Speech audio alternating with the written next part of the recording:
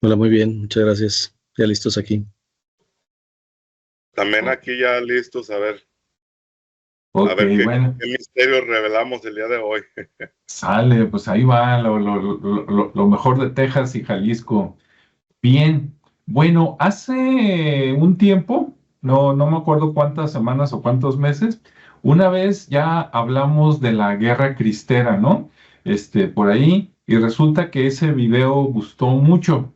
Y claro, pues digo, recordando rápidamente, fue algo que pasó por acá en México, después de la Revolución Mexicana, que más o menos fue a ver, Ricardo, ayúdame para ver si no me equivoco, de 1910 a 1917, algo así, 1920 más o menos, sí. más o menos.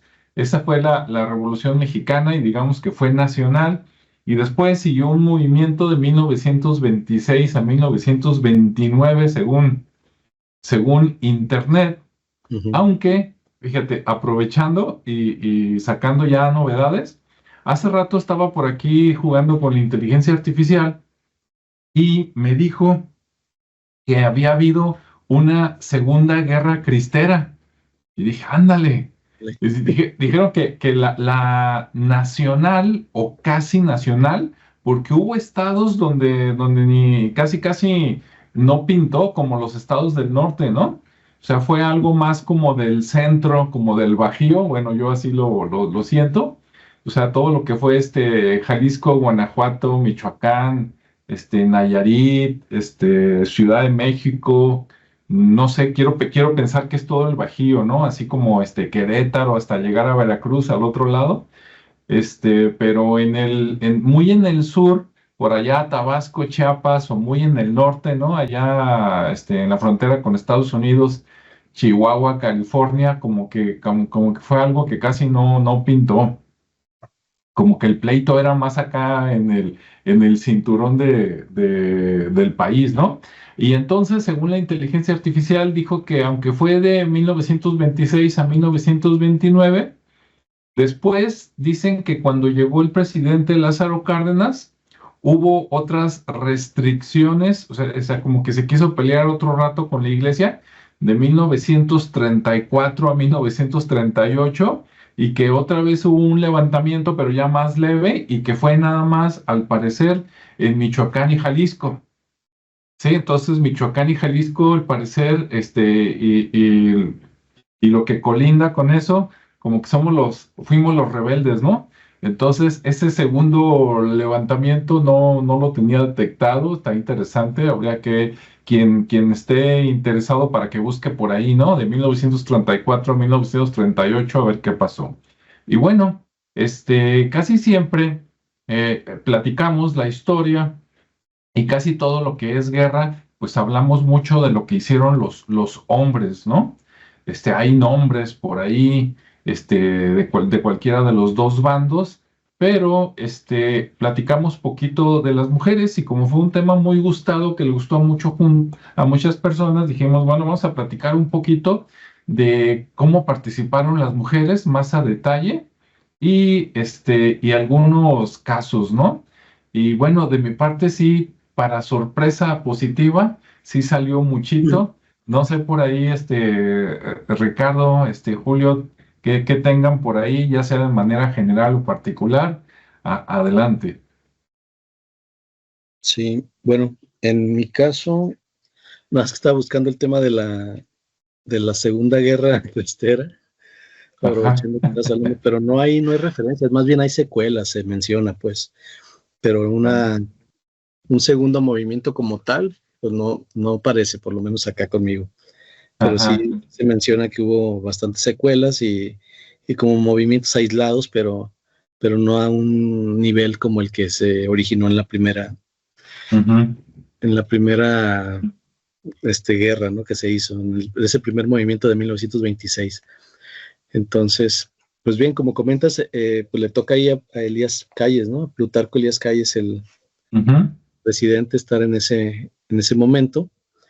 Y pues bueno, todo esto se comienza a gestar por un tema ahí de la Constitución, donde las leyes buscan limitar pues el poder de la iglesia, Ujú. sobre todo la parte de los católicos, y obviamente en el tema de la vida pública, pues que no se metan mucho con el país, ¿no? Entonces ahí empieza ese descontento y bueno, empieza a originarse ese movimiento de la que le llamamos o de lo que se conoce como la Guerra Cristera.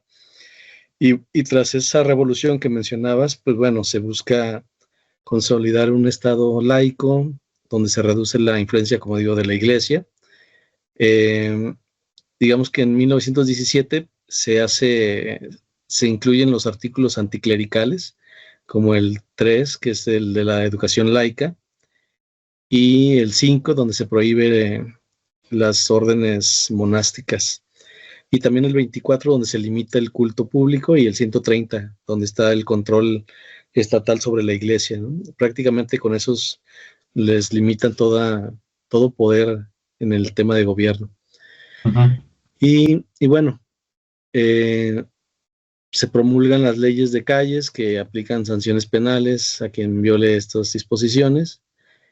Y el conflicto pues, realmente comienza en julio de 1926, cuando se genera este movimiento de resistencia popular, donde campesinos, indígenas y grupos católicos se levantan en armas, ¿no? Bajo el grito de Viva Cristo Rey y fuego, dando inicio a la Guerra Cristera. Ese fue como el principio de todo y el pretexto, ¿no? El tema de las limitaciones. Y como en ese entonces, pues la iglesia tenía mucha influencia en el pueblo, pues bueno, pues obviamente se aprovechó de los campesinos, los indígenas y todos los que estaban ahí muy enajenados con el tema católico. Pero bien, ¿qué papel tiene la mujer en estos menesteres de las guerras, ¿no? Sobre todo en la cristera? Pues bueno, ahí sí fue como crucial el tema, porque de alguna manera, pues obviamente hay muchos hombres que estaban ahí en el tema de la guerra, pero también pues había muchas mujeres por el tema católico y porque pues al final eran las que más relación tenían con la iglesia y pues es como la parte de defensa de la fe, ¿no? Entonces su participación pues va más que nada en el lado, digamos que se empiezan a generar ciertos roles para que se genere este protagonismo de las mujeres en este movimiento de guerra cristera. Y por un lado, pues empieza con el tema, digámoslo así, como logístico, ¿no? La parte donde las mujeres empiezan a proporcionar alimentos, el refugio, la medicina, la ropa a los combatientes cristeros y también actúan ahí como mensajeras, ¿no? Y de alguna manera como espías, aprovechando que su género les permite moverse con esa mayor libertad, pues es así como bajo perfil ante el gobierno y pues ellas andan haciendo ahí esa labor de lleva y trae, ¿no? También, Ujú. por otro lado, pues se empiezan a generar como propaganda y empiezan a distribuir folletos, periódicos, panfletos, en general todo lo que permita difundir pues este movimiento y principalmente los ideales del movimiento, ¿no? Y también, de alguna manera, también le entraron como la parte del financiamiento, ¿no? ¿En qué sentido? Pues bueno, recaudando fondos para comprar armas y suministros, organizaban colectas y había eventos benéficos. Entonces, pues básicamente ahí también las mujeres eran muy participativas y pues se aprovechó esa influencia que tienen, ¿no?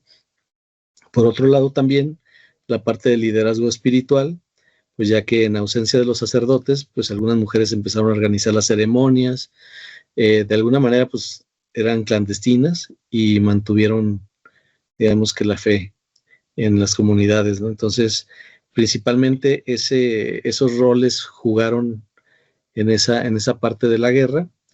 Y bueno, no sé si quieras, Julio, agregar algo más. Sí, fíjate, primeramente que lo que fue la primera guerra cristera duró tan solo 3 años, ¿no? Que fue cuando comenzó.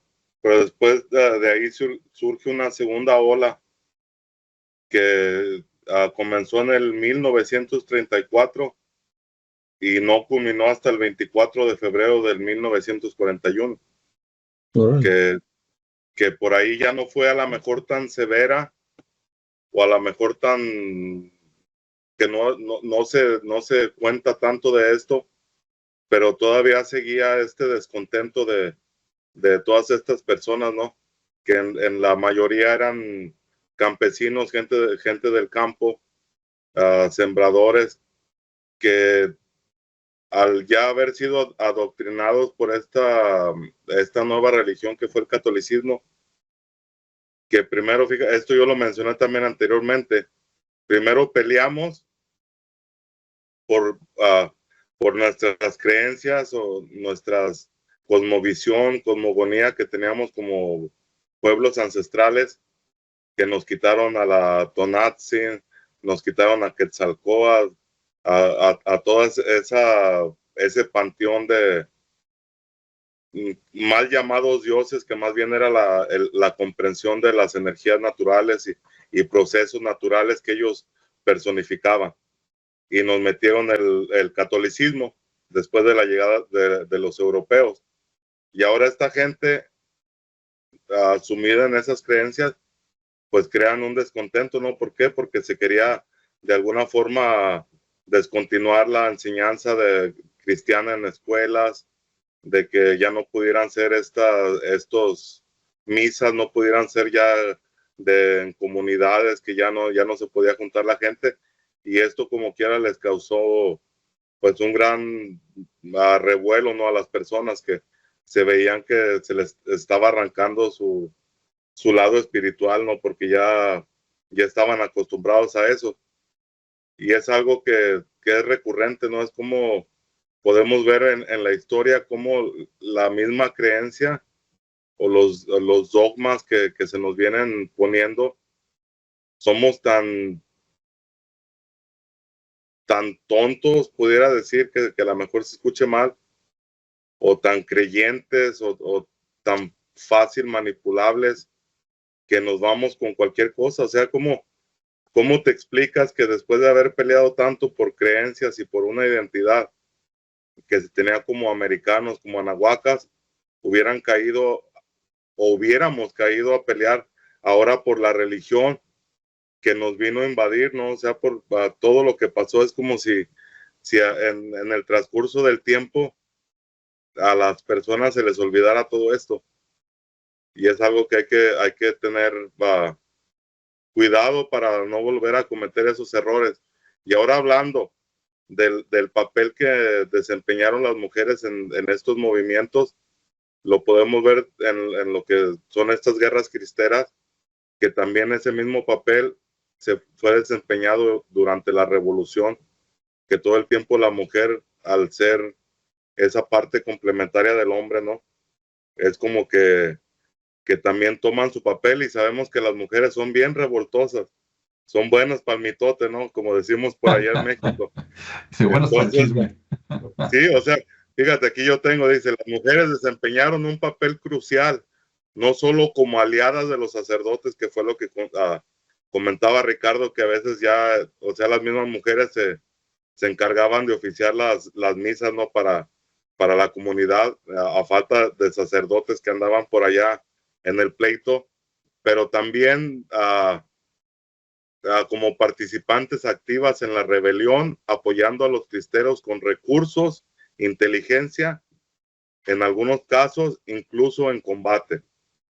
En otra información dice, por su parte las mujeres desempeñaron un papel importante dentro del ejército cristero, además de ser las primeras guerrilleras y las más entusiastas a la hora del conflicto.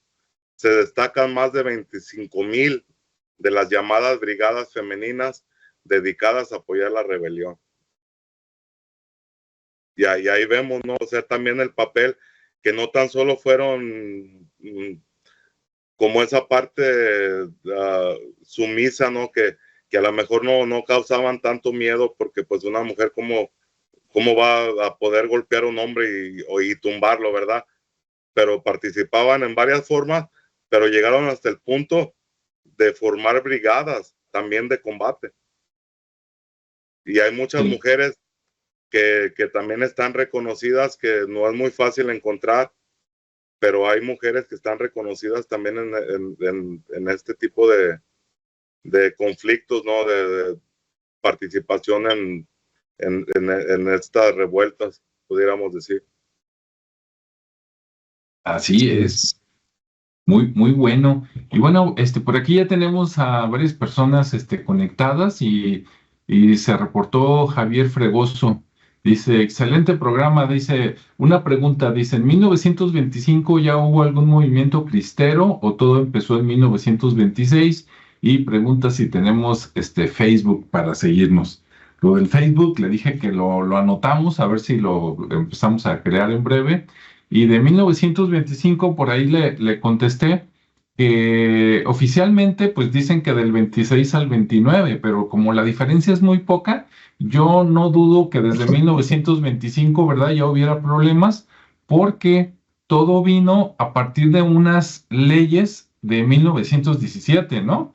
Y creo que por ahí entre 1917 y 1921 todavía no cuajaban bien esas leyes, así de decir, ya están en operación. Entonces, como que fue a partir de esa ley, ese descontento, entonces no dudo que extraoficialmente hayan empezado en el 25, ¿verdad? Sí, es correcto. Muy bien. Sí, es que son procesos que se van teniendo, o sea, lo podemos ver en todas partes. Es como, por decir, investigando acerca de la guerra de Rusia-Ucrania. Uno dice, no, es que esto comenzó en tal fecha. Pero si nos vamos a la historia, son problemas que ya se van teniendo ya recurrentes y que llegan hasta el punto de ponerse en armas, ¿no? Sí. O sea, todo esto es así, no hay nada, no hay una guerra o una pelea que se haga así al momento, porque hay muchas cosas que tienen que tomarse en cuenta. Sí, a veces dicen, todo empezó tal día porque ese día fue el primer ataque o el primer muerto. Pero desde meses antes, pues ya había soldados, ya había movimientos, ¿no? Ya se habían dicho de palabras, ¿no? Ok, bueno, antes de entrar con casos, de hasta de nombre y todo, de mujeres, les voy a comentar aquí rápidamente algunos datos que creo que van a ser interesantes. Por acá decía que en la guerra cristera, más o menos, también oficialmente, tal vez fueron más, pero oficialmente decía que murieron entre 70,000 y 90,000 personas. En 3 años, pues son muchos, ¿no? Es como si 30,000 por año, imagínense, pues estuvo duro. Y también dice que destruyeron varios lugares, ¿no? Varias iglesias, varios conventos y otras propiedades. Y se me ocurrió preguntar, ¿no? Aquí de chismoso, que cuáles eran esas propiedades, ¿no? De las que se tenga registro. Y sí salieron algunas, entonces lo voy a decir porque a lo mejor cada quien que nos está escuchando o viendo va a decir, mira, eso es en mi pueblo, ¿no? En mi estado. Primero vamos a hablar de Jalisco. Dice, en Jalisco, dice que una de las propiedades fue la iglesia de San Francisco en Guadalajara. Dice, este templo histórico sufrió saqueos y daños durante la persecución religiosa. Dice, se confiscaron propiedades anexas del convento franciscano, o sea que era un convento y seguramente tenían, pues, no sé, el huerto, y otras propiedades, pues se las apropiaron, ¿no? También en Jalisco, el templo de San Sebastián de Analco, ¿no? Uno de los más o menos de los más antiguos de acá de Guadalajara, dice, fue clausurado temporalmente y utilizado como cuartel por las tropas federales. O sea, no contentos con llegar y saquear, los convertían pues en cuarteles, ¿no? Supuestamente. Y cuando leo eso, yo no sé por qué, pero me acuerdo de la Federación de Estudiantes de Guadalajara, ¿no? Se me figura que así se las gastaron también el Ejército Federal en la cristera, ¿no? A lo mejor no es cierto, pero me suena. Otro fue la Basílica de Zapopan. Dice, aunque no fue destruida, los federales ocuparon partes del convento franciscano. Recordemos que los que conocen Zapopan o la Basílica de Zapopan, lo que hay ahorita es menos de la mitad de lo que había antes. Antes tenían todo lo que está atrás de la basílica, todas esas casas, durante por lo menos 2, 3 cuadras, eran propiedad también, ¿no? Eran los huertos y eran otras cosas. Entonces, pues por ahí también ocuparon.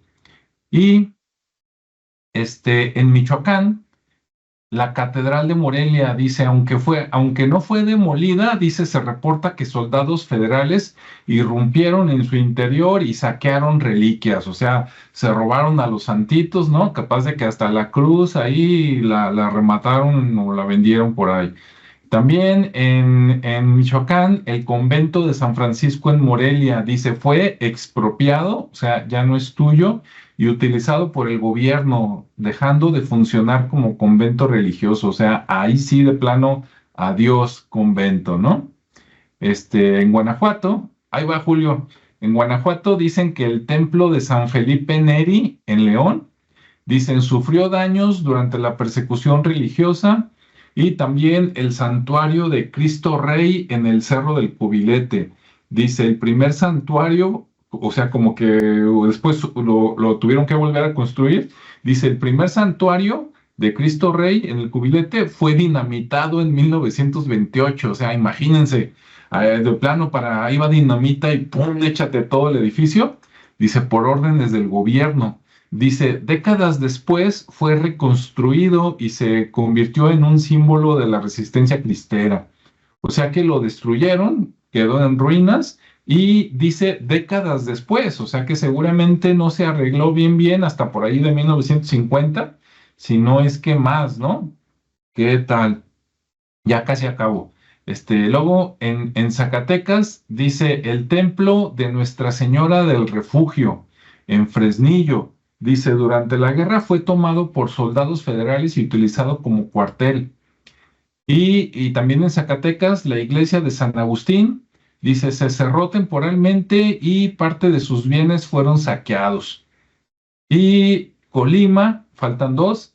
En Colima, la Catedral Basílica Menor de Colima dice, aunque el templo no fue destruido, sí hubieron expropiaciones de bienes eclesiásticos. Y también en Colima, la iglesia de San Francisco dice, durante la guerra fue cerrada por el gobierno y usada con fines militares.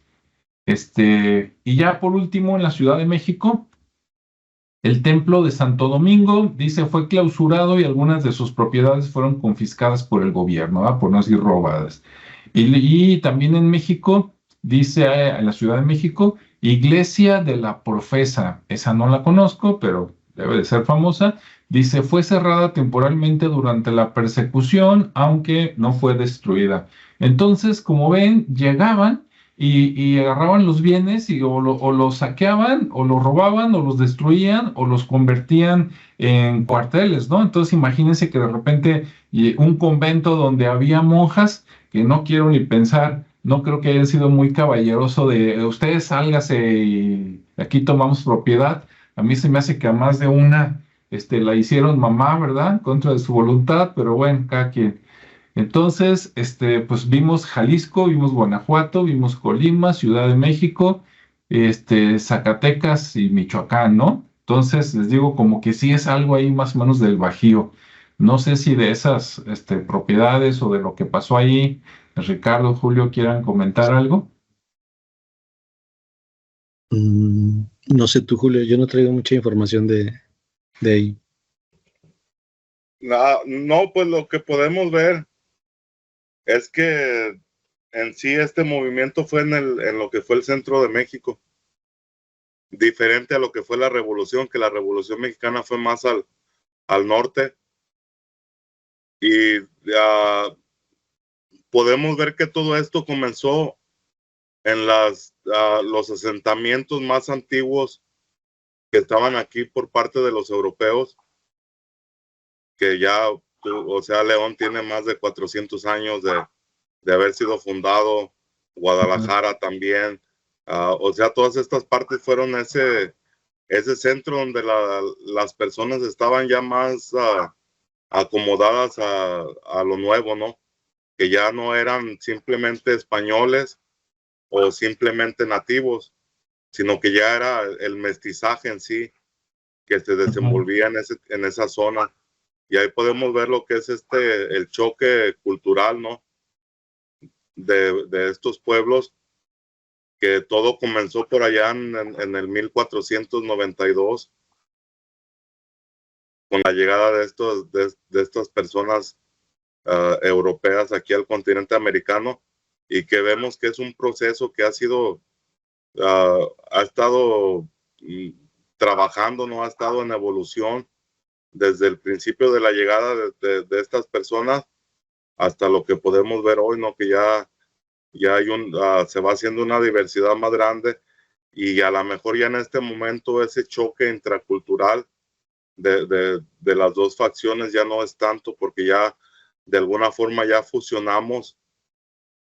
Ahora en este momento ya llegamos a ese punto de la evolución intercultural, en donde ya hemos sido capaces ya de fusionar, ¿no? las dos ideas, y de poder comprender un poquito mejor acerca de todas estas mujeres. Se habla mucho de las brigadas de Santa Juana de Arco, que estas eran, o sea, mujeres que a lo mejor en ocasiones eran monjas en sí, que también se unieron a la lucha, ¿no?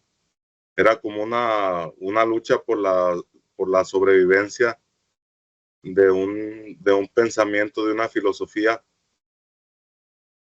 en donde pues se aferraron, y pues vemos que hasta el día de hoy sigue siendo la religión que es más prevaleciente, ¿no? en México y en muchas partes de lo que es Latinoamérica. Y que a nivel mundial pues es una de las mayores religiones. Así es, sí. Y bueno, ahora sí, para dar nombres y escuchar la opinión de ustedes, antes de eso nada más quiero leer que cuando se terminó supuestamente la Guerra Cristera, la de 1929, dice: en 1929, ante la creciente presión social y diplomática, el gobierno del presidente Emilio Portes Gil inició negociaciones con la Iglesia Católica, ¿no? Dice, con la mediación del embajador de Estados Unidos, Dwight W. Morrow. Ahí es donde dices, pues ya ven que por estar al lado de los Estados Unidos, pues siempre aquí se ha hecho lo que allá decidan, ¿no? Entonces dices, hasta en eso, ¿no? Se acabó con intervención del gobierno de Estados Unidos. Dice, ¿quién no me asegura que el inicio también fue iniciado donde mismo? Pero bueno, ahí lo dejamos. Luego dice, persecución posterior a los cristeros, o sea, después de 1929, dice, aunque se firmaron acuerdos de paz, el gobierno, o sea, el gobierno mexicano, el gobierno federal de la República, persiguió y ejecutó a miles de excombatientes cristeros en los años siguientes. Muchos líderes cristeros fueron asesinados, como Victoriano Ramírez y otros jefes federales. Ahí es donde dices, ven nomás, pues qué poca, ¿no? Supuestamente uno de los acuerdos para terminar la guerra es que el gobierno les exigió a los cristeros que se rindieran y que entregaran las armas. Entonces se rinden, entregan las armas y todavía van, los matan, los persiguen, los torturan, ¿no? Dices, ven nomás. Y luego quieren que uno confíe, ¿verdad? Ahí, pues, ¿cómo? Pero bueno. Ahora, ahí les van unos nombres que por ahí Julio ya empezó a sacar algo, ¿no? Déjenme ver, por aquí las tenía. Ahí va. Dice, las mujeres desempeñaron un papel crucial en la Guerra Cristera. Dice, su participación está menos documentada que la de los hombres, pero sí está. Dice, y allá va. Primero, las Adelitas Cristeras, dice, las brigadas femeninas de Santa Juana de Arco, que mencionó Julio. Dice, una de las organizaciones más importantes de mujeres durante la Guerra Cristera eran las brigadas femeninas de Santa Juana de Arco. Dice, este grupo compuesto por más de 25,000 mujeres, o sea, más para que se den el tamaño, ¿no? Estoy seguro que hay ejércitos que no tienen esa cantidad de gente en el planeta. Dice, se dedicaba a diversas tareas estratégicas como transportar armas para entregarlas, distribuir información y recaudar fondos para los cristeros, que ya lo había mencionado Julio. Dice, se dice que muchas de estas mujeres vestían de campesinas para despistar a los soldados federales mientras transportaban municiones ocultas en canastas de pan o bajo sus ropas. Algunas eran sorprendidas, las agarraban y las ejecutaban, pero otras sí cumplían con la visión, ¿no? Entonces, imagínate así como que la marchantita, ¿no? Y me compré unos tacos, pues a lo mejor nada más lo de encimita eran tacos y lo de abajo, pues ya eran las municiones y las armas, ¿no? Muy bien.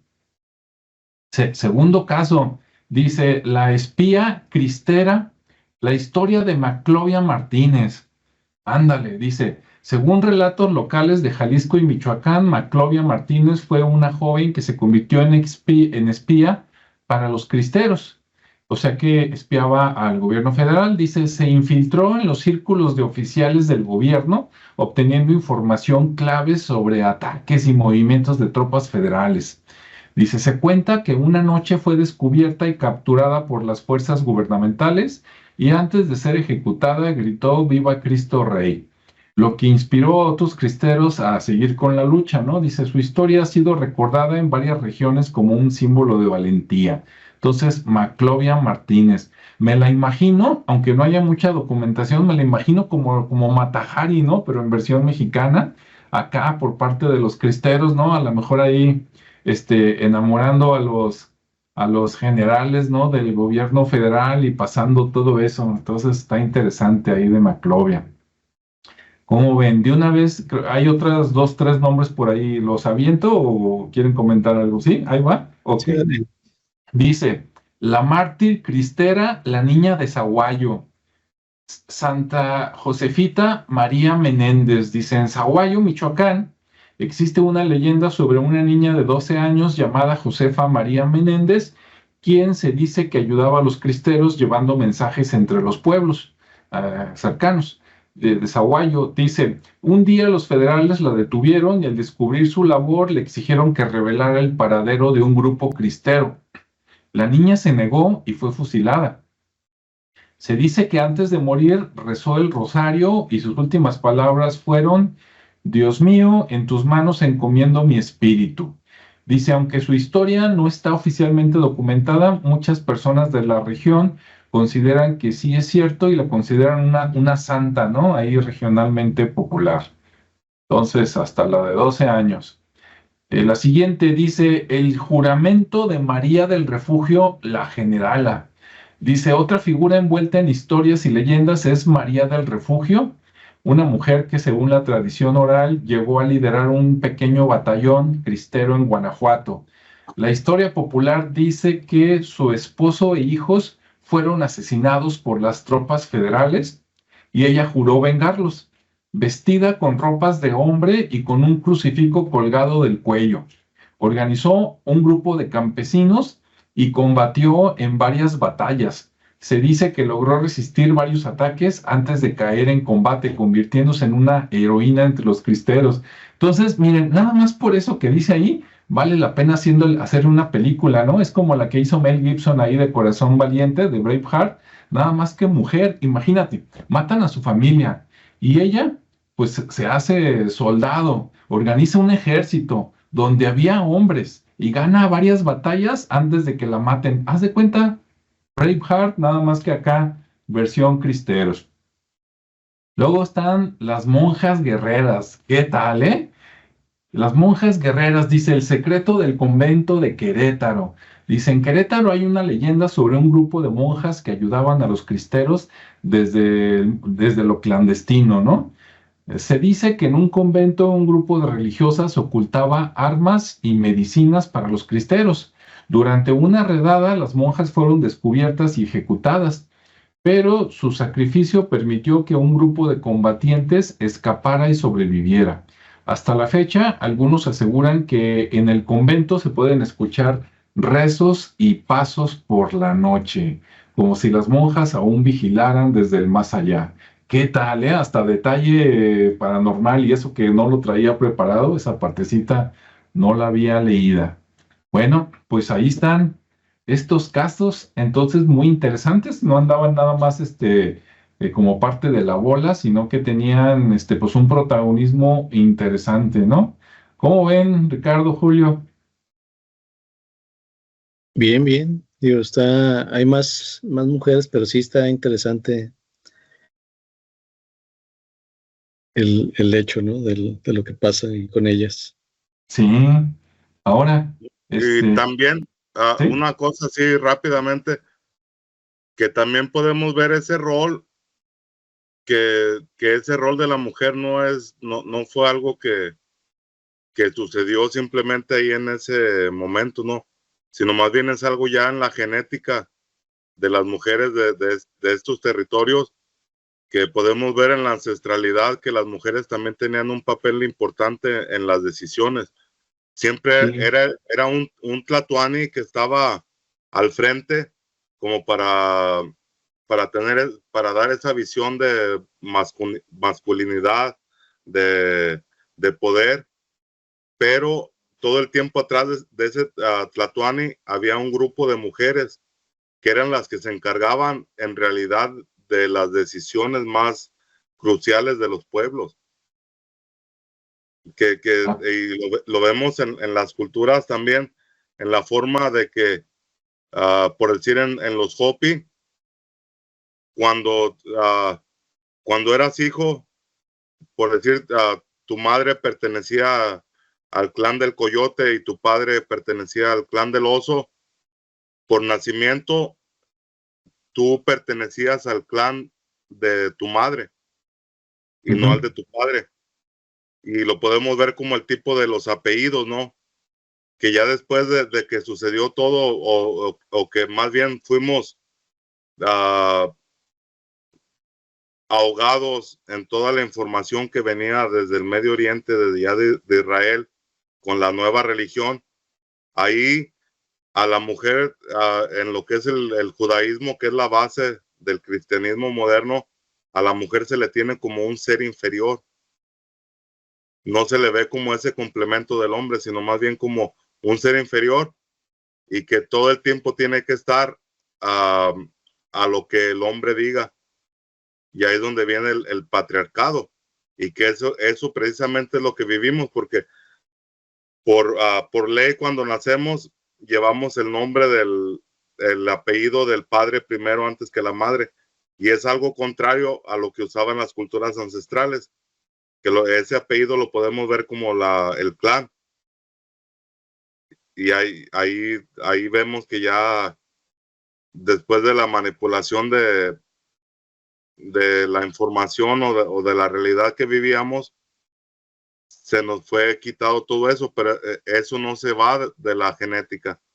Vemos que la mujer, al igual que el hombre, también tiene o tomó esos roles, ¿no? En lo que pudieron, vemos que desde la inteligencia, porque algo en ese tiempo era que las mujeres también eran encargadas de llevar las cartas hacia claro, diferentes puntos, ¿no? Que esto también, a lo mismo que las que se arriesgaban a llevar municiones, a las que se arriesgaban a la pelea frontal, era como la historia que contaste, ¿no? De esta Maclovia. mártir de 12 Ajá. años. Ah, ¿Cuáles fueron sus palabras finales? Es lo las mismo que cuales, menciona Jesús en la cruz. sí, sí, así es. Sí, y fíjate con esto que dijiste, Julio, miren, lo voy a decir rápidamente, nada más para que no quede ahí callado. Sí, a las feministas que siempre buscan que la mujer esté bien, bienvenidas, pero las que son radicales y nunca han agarrado un libro de historia en su vida, ¿qué tal ahora con las que estamos platicando, no? Que hace 100 años había mujeres que hasta estaban echando balazos y hasta dirigían un batallón, ¿no? Entonces ahí se cae eso de que, no, sí, bien sometidas, oye, pues hasta echaban balazos, ¿no? Qué más libertad, ¿no? Que defenderte tu propiedad, tu tierra y a tu gente, ¿no? Y las mujeres, bueno, también los hombres, lo que se nota aquí es que, aunque te lo platican que los cristeros, y sí es cierto, mira, de la iglesia podemos hablar muchas cosas malas si ustedes quieren, ¿no? Pero también tiene buenas.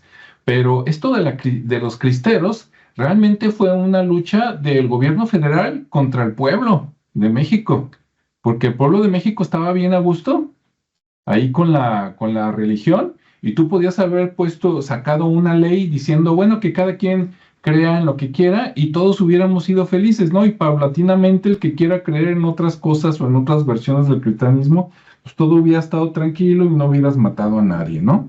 Pero detrás esto ya tenía movimientos por ahí, políticos.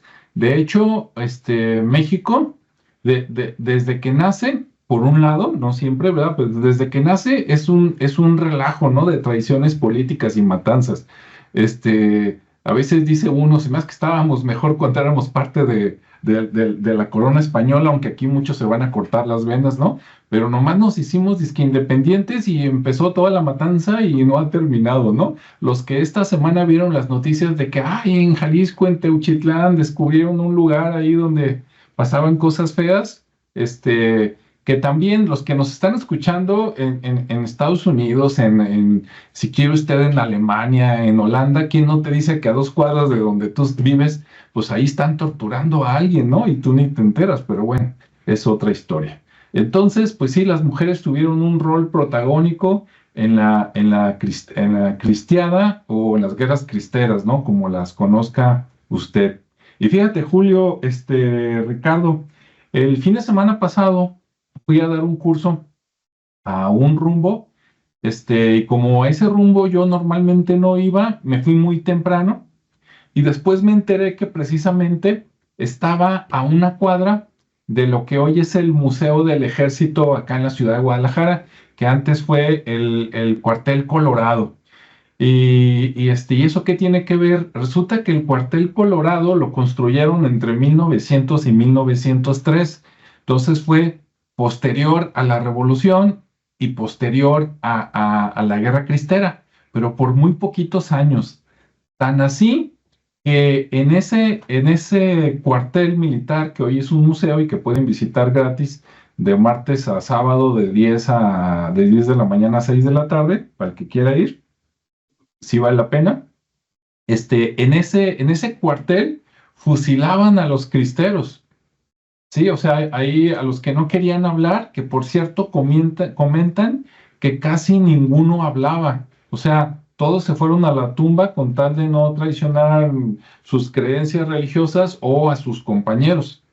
¿Sí? Entonces prácticamente a todos los torturaban y nada más para que quede ahí dicho, dicen que primero los agarraba la policía o los ejércitos locales y que les metían, ¿cómo se llama estas cosas que pican cuando agarras de un árbol? Las espinas, que con las espinas de maguey se las metían entre las uñas y la carne, sí, ahí en todos los dedos, aparte de una golpiza y quién sabe otras cosas, ¿no?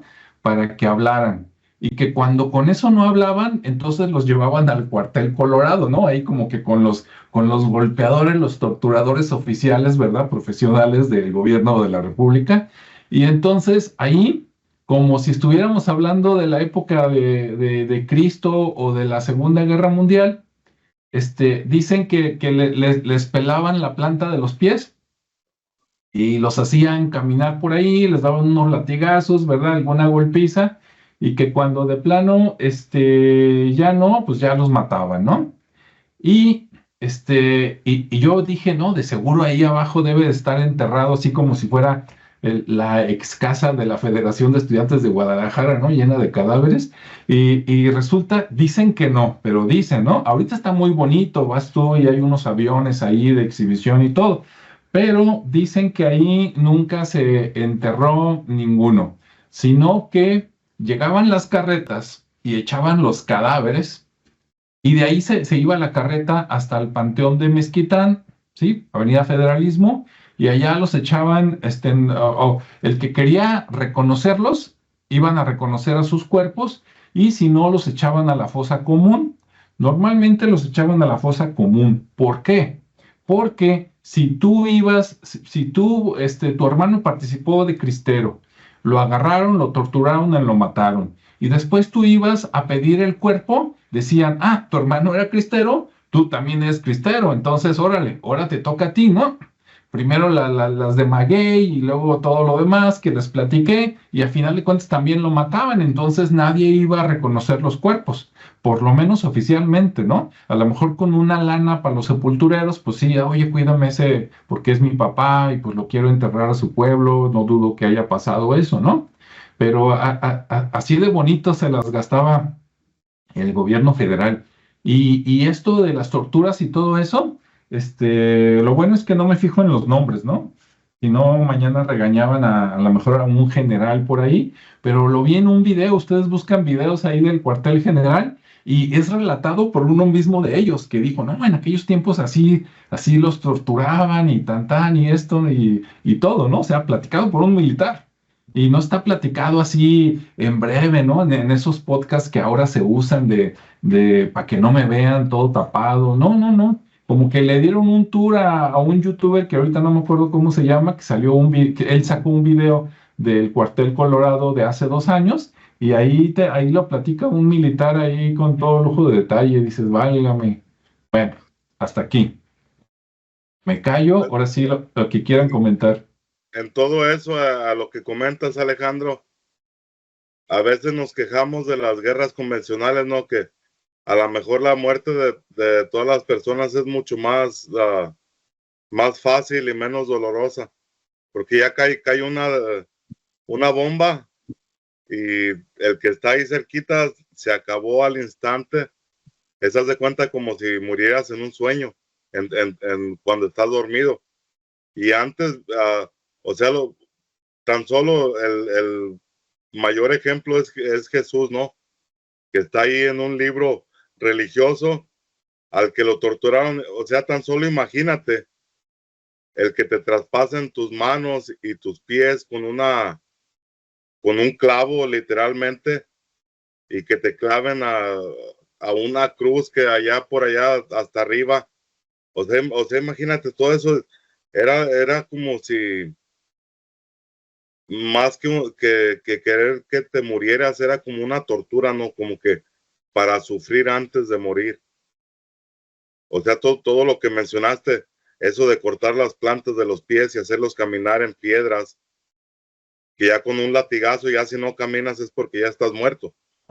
O sea, era un tipo de tortura, y que en los números que se habla en estas guerras cristeras de números de muertos, ponte así atención, y más o menos es la misma cantidad que se ve en las guerras convencionales. Es como si eso también fuera cíclico, Sí. porque vemos que, por decir, la revolución fue mucho más grande y mucho más conflictiva que lo que fue la guerra cristera.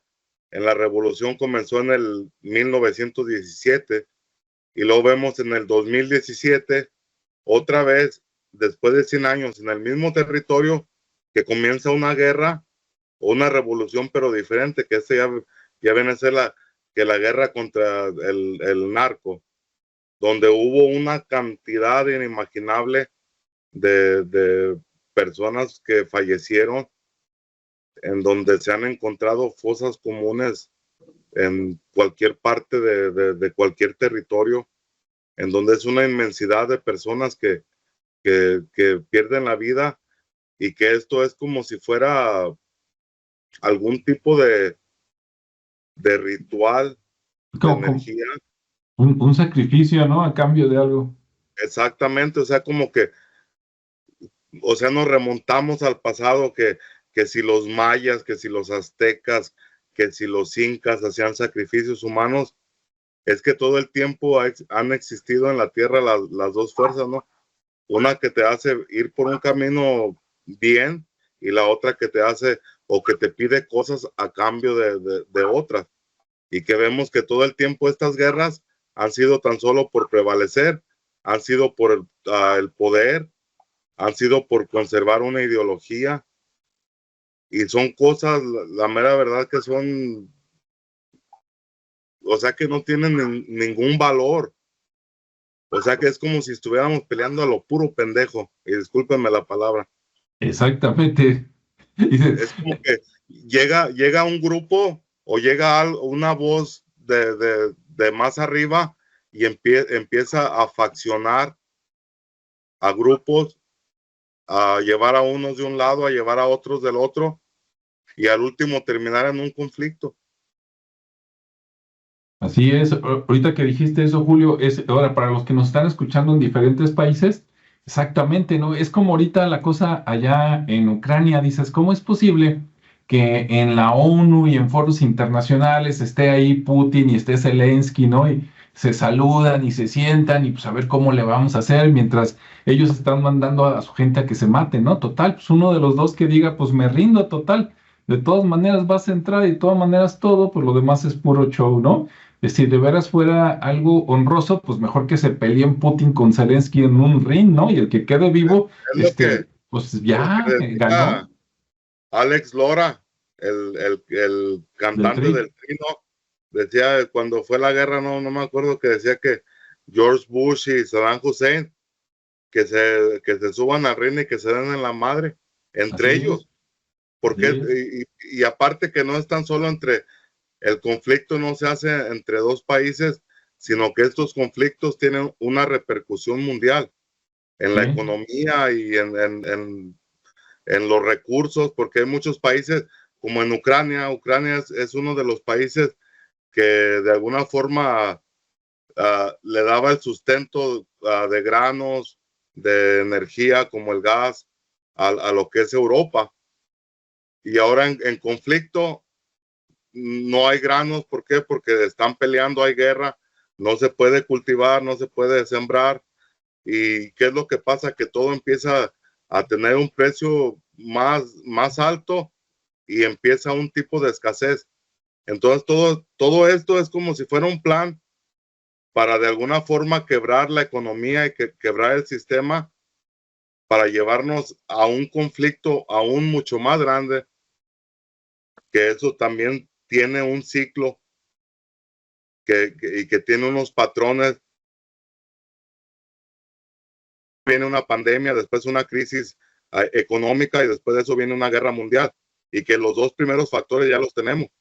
Así es, y el otro pues está ahí que sí, que no, ¿verdad? Sí, o sea, no hay que ser adivino, ¿no? Para saber que no muy pronto va a venir un tercer confrontamiento mundial, que ya todos los ingredientes ya están en la mesa, ya están pasando. O sea, lo que pasó también con Israel y Palestina. Eso no fue un pleito contra Hamas o contra este grupo. Esto ya simplemente fue la falsa bandera, fue el tener una excusa para poder hacer algo mucho más grande. ¿Quién paró a Israel? ¿En dónde estuvieron las Naciones Unidas?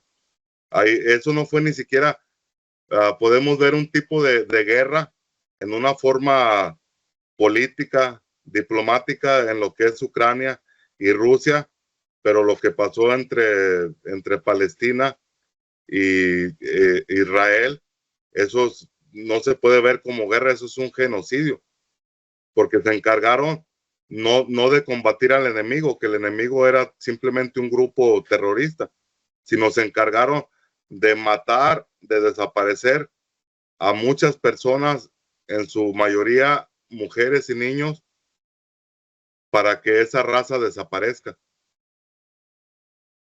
Así es. Bueno, entonces, si se puede, no se deje, y si no, pues hay que buscarle siempre una solución pacífica a las cosas, porque la solución nunca son las armas. En las armas siempre sale más beneficiado los de siempre, y la gente de a pie, así como nosotros, es a los que les va más mal, ¿no? Pero bueno, entonces así estuvo la cosa con las cristeras, ¿no? Las mujeres que participaron en estas guerras. Y por último, yo sé que ahí sí van a opinar algo, Julio y Ricardo. En esa época, entre la Revolución y las cristeras, es donde también se hicieron muchos túneles secretos, ¿no? Para escapar, tanto en los pueblos, en las haciendas, en las cosas. Y también es cuando se usaban los muros de doble anchura, ¿no? Que en muchos pueblos eso se hacían desde antes porque decías, ah, es que así se evita el calor, ¿no? Y sí, tú todavía visitas algunas casas antiguas de adobe y los muros acá en Jalisco, pues, en los pueblos viejos, son muy anchos, pero luego algunos los hicieron a propósito anchos porque eran muros falsos y también por ahí escondían que ahí viene el ejército, ¿no? Ya sea de un lado o del otro, y ahí escondían a las mujeres y a los niños, ¿no? Hacían un muro ancho y pues ahí le tapaban con un trinchador, con un mueble o algo, y algunos así salvaron la vida, ¿no? Seguramente escucharon algunas historias de esto, ¿no? Bueno, yo en lo personal, a personas conocidas de mi abuela y sus hermanos, que ellos cuando ellos, la familia de mi abuela, ellos eran de San Julián, Jalisco, y la ciudad más cercana era León, Guanajuato, a donde ellos se movieron y empezaron ahí. Entonces, mi abuelo empezó a trabajar con una persona de ahí, de los más influyentes de aquellos tiempos. Por allá estamos hablando del 1930, por ahí, que ya llegó a trabajar ahí. Y este señor, en una propiedad que compró ahí en lo que es el centro de León, lo usaban como bodega. Él se dedicaba a la venta de telas y de ropa. Y ya en un tiempo, ya como serían en el 1960, 70, un hijo del señor, ya el señor fallecido, decidió tumbar esa bodega vieja que era antigua, de adobe, de doble pared con un fondo secreto, que mi mamá, ella parte de su infancia vivió ahí, y ella todo el tiempo platicaba que allí asustaban, que había una camioneta vieja que de repente a medianoche empezaba a sonar el claxon, así pero fuerte, y la camioneta no tenía ni batería ni nada, o sea, era el puro cascarón, y que veían ahí por ahí que de repente se alumbraban partes, que esas lumbres se movían de un lado a otro. Entonces, cuando deciden tumbar la bodega, resulta que esta persona se encuentra un tesoro, o sea, valiosísimo de oro. Y, Y y, que ni ellos sabían, ¿no? Que escondió el padre o el abuelo. o sea, no, es que esa propiedad la compraron, o sea, Ah, nadie sabe de quién lo escondió ahí. O sea, tenemos que ir a la historia, al León haber sido una ciudad grande, con la dirección y todo eso, puedes llegar a quién, a qué persona perteneció la propiedad, para qué la usaban, todo eso.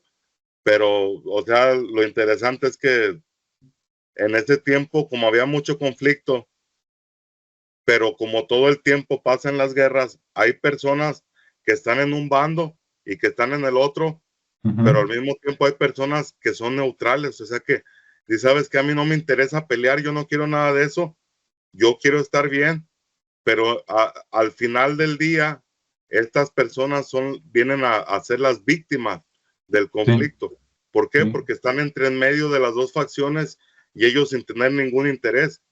Y es por eso que hay mucho, todavía hasta la fecha yo puedo decir que todavía hay muchos tesoros por ahí escondidos en esas zonas, en lo que son caminos reales, en lo que son los pozos donde sacaban agua, ahí en muchas partes de lo que es San Luis Potosí, Zacatecas, Guanajuato, Jalisco, hay muchos testimonios de personas que han encontrado, por decir que se te cayó un perrito o se te cayó un borrego ahí al pozo, entonces para que no te contamine el agua, pues tienes que sacarlo, ¿no?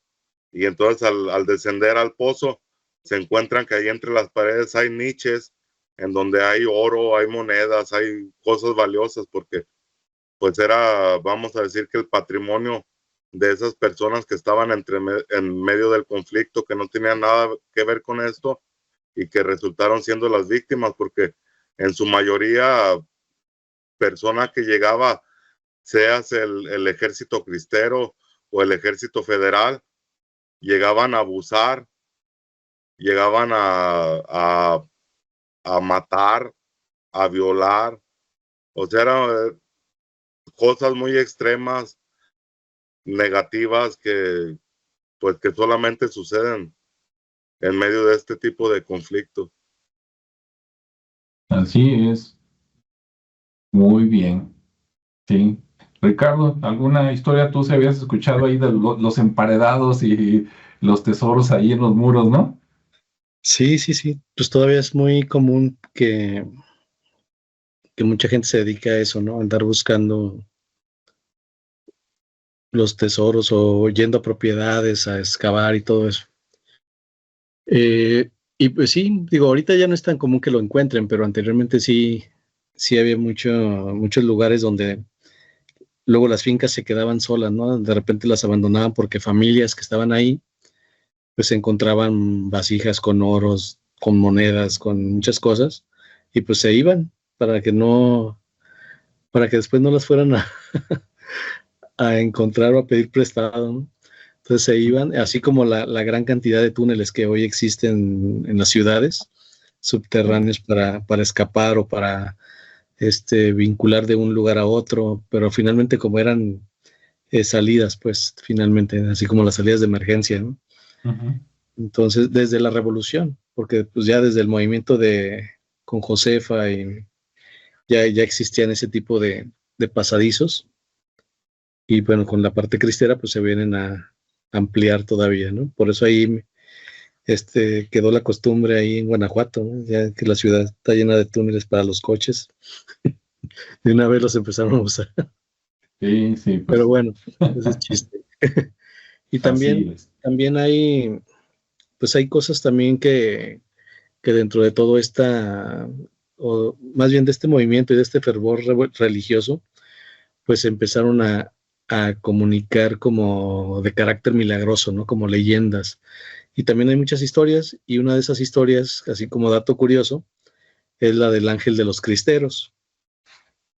Y este ángel de los cristeros, pues según se relata en esa época, dentro de las batallas que se llegaron a dar, pues había siempre, decían ellos, sobre todo los mismos cristeros, que siempre se aparecía una figura luminosa, sí, como si fuera un ángel, porque muchos lo llegaban a ver con alas, otros simplemente era una luz, otros incluso lo veían vestido de blanco y con alas resplandecientes. O sea, había muchas versiones, pero al final de cuentas era una luz, y que esta luz siempre aparecía en momentos muy críticos, ¿no? Era lo más interesante para ellos, porque ya cuando no tenían salida, o que ya veían que estaban perdidos, de repente por ahí se veía la luz y decían, pues por ahí hay una ruta, vamos a escaparnos por ese lado. Y bueno, pues por ahí se iban las tropas, ¿no? Entonces llegaban a escaparse, y hay muchos testimonios donde se aseguraba pues que este ángel les salvaba la vida apareciéndose justo antes de una emboscada, o indicándoles dónde encontrar agua, alimentos, porque pues de repente tenían que irse a la sierra, es- y pues ahí no habían para dónde, ¿no? Ahora qué hacemos? Y pues por ahí encontraban esa luz, y esa luz, comentan, pues les guiaba hacia la salvación, ¿no? También pues está la parte donde hay un impacto moral con estas apariciones, donde se refuerza la convicción, ¿no? De los cristeros y su lucha. Entonces ya lo ven como algo más justo, y que con ese apoyo divino pues ya tenían la ventaja, ¿no? También puede ser que sea un invento ahí de los mismos padrecitos o algo, pero Ujú. hay testimonios que así lo mencionan, ¿no? Así como para decir, no, pues se les anda apareciendo un ángel para ayudarlos, entonces estamos bien, ¿no? Somos los buenos. Y bueno, muchos interpretaban estas visiones como una señal de Dios, ¿no? Y sobre todo que siempre estaba de su lado, porque pues, les ayudaba a superar alguna batalla. Y pues ya, obviamente forma parte de ese folclore que se origina eh, durante la guerra. Y bueno, pues al final como pueden apreciar, pues es un tema de mantener la fe, ¿no? Al final de cuentas, que se siga viendo como la parte del propósito, la parte protectora celestial y las creencias. También hay otros casos, así ya un poquito más curiosos o paranormales, donde también decían que había campanas en los pueblos que se tocaban solas, ¿no? Que de repente habían iglesias, pues que ya no había nadie en la noche y que de repente estaban tocando las campanas, ¿no? Cuando la iglesia pues ya se encontraba cerrada. Entonces los habitantes pues de ahí se empezaron a interpretarlo como que era un signo que también Dios les enviaba para ayudarlos, y que en esos momentos oscuros pues bueno, siempre estaba Él para cuidarlo, ¿no? Sobre todo en el tema de que se originó esa persecución religiosa, pues bueno, esas eran señales para ellos de esperanza. También en algún momento llegó a aparecerse la Virgen María, por ahí se menciona que en ciertos lugares estratégicos, como los cerros o los caminos, y que les enviaban mensajes, ¿no? De alguna manera de esperanza y consuelo. Y bueno, todos empezaron a asociarlo como que era la Virgen, ¿no? Que es una identidad muy, o un símbolo muy conocido. Y bueno, pues a nivel nacional, pues fue esta bandera, ¿no? De Miguel Hidalgo ahí para la parte de la revolución.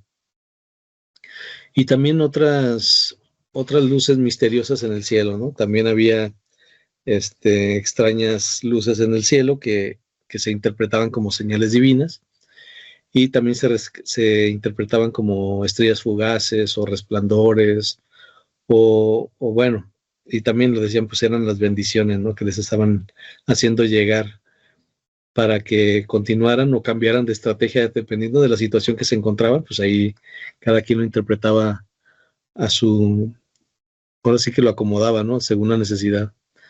Y obviamente, pues ya al final, pues los mártires, ¿no? Todos los que se quedaron ahí en el camino y que de alguna manera para mantener esa fe también y ese reconocimiento, pues se empezaron a hacer el reconocimiento de mártires, y bueno, había cuerpos que se decía que no sangraban, otros que olían a flores ya después de muertos, y que eso los consideraban como signos de santidad, ¿no? hasta la fecha. Y bueno, pues también eso ayudó mucho a que el movimiento hasta la fecha se mantenga por toda esa masacre que hubo, pero sobre todo esa parte de milagros o de fenómenos que hubo y que se rescataron, que al final los más tangibles son los mártires, que acá incluso tenemos un templo ahí que se está terminando, no sé si ya está terminado, pues los mártires. Así es. Y bueno, pues ya es como la parte donde se menciona un poquito la parte paranormal, ¿no? Y bueno, ya hoy en día, pues digamos que ya situándonos en el presente, pues ahí en el 2000 el Papa Juan Pablo II canoniza 25 mártires cristeros, los que, bueno, con esta canonización, pues se vuelve a revivir, ¿no? Todo ese episodio histórico, y obviamente pues surge el interés nuevamente. Y este templo que les comentaba de los mártires, pues también es un templo que, más que la parte del reconocimiento, pues es más como para promover el turismo religioso, ¿no? Entonces ahí está creado para darle esa perspectiva de legado. Pues bueno, pues les agradecemos a todos. Esperemos que haya sido un tema de interés para todos ustedes, porque pues fue muy gustado el de los cristeros. Entonces dijimos, bueno, vamos a entrarle, ¿no? Ahora a hablar de las cristeras. Ojalá y les guste, y bueno, pues estamos al pendiente de sus comentarios y de sus preferencias para desarrollarlas en los siguientes temas.